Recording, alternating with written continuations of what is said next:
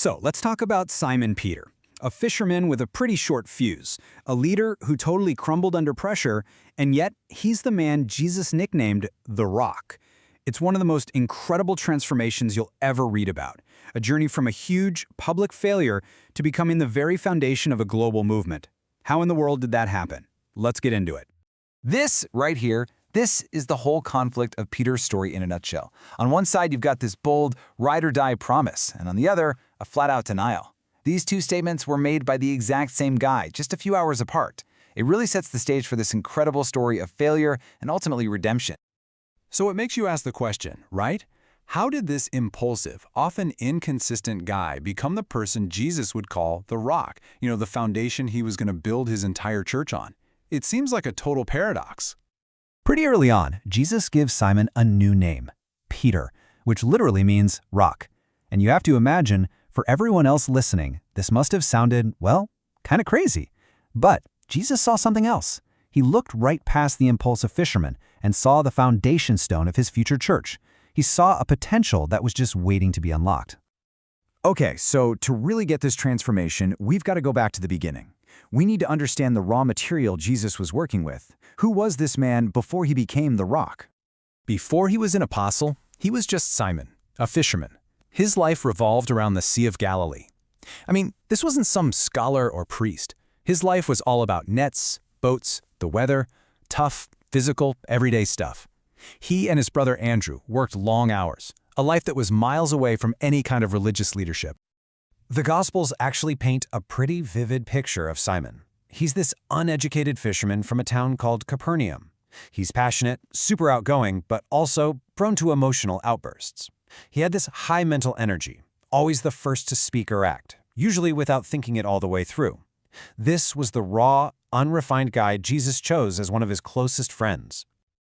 And that passion, that tendency to just leap without looking, well, that led him straight to the biggest crisis of his life, a moment of absolute failure that, ironically, would become the turning point for everything.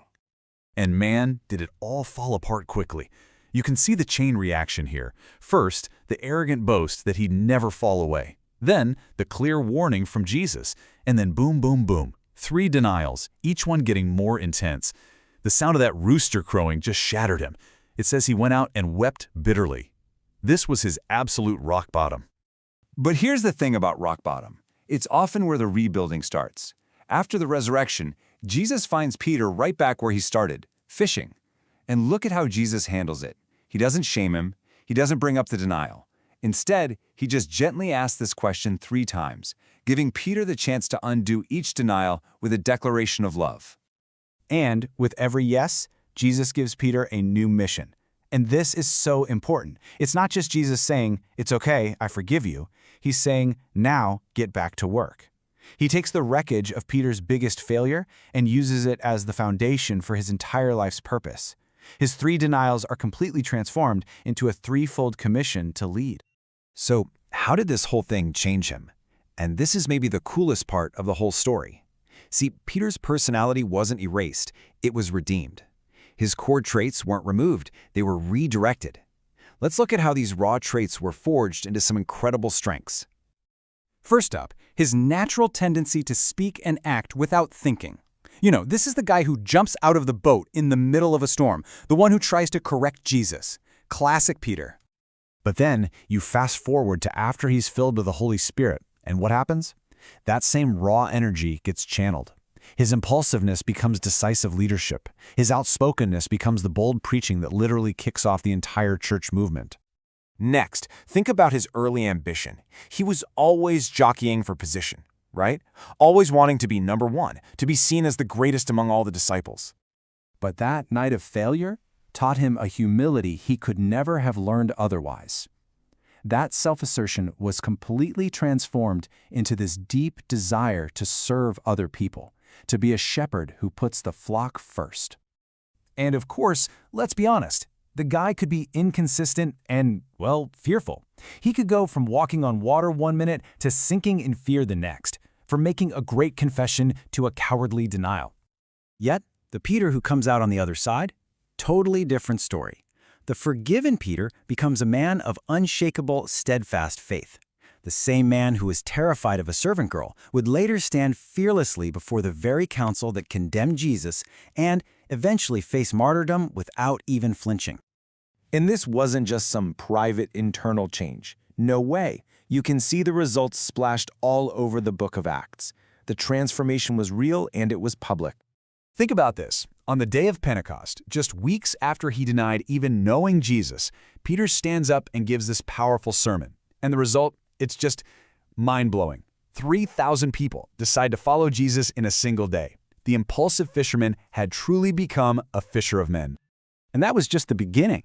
From that day on, you see him stepping up. He's performing miracles, guiding the other apostles, and making this game-changing decision to welcome non-Jews into the faith, which, by the way, changed the entire course of history. He was finally truly living up to his name, the Rock. And maybe my favorite part is how he saw himself years later. When he wrote a letter to other church leaders, notice his tone. He doesn't pull rank. He doesn't call himself the chief apostle. He says he's a fellow elder. It just shows that profound humility he learned on his journey. He was a leader who really saw himself as a servant.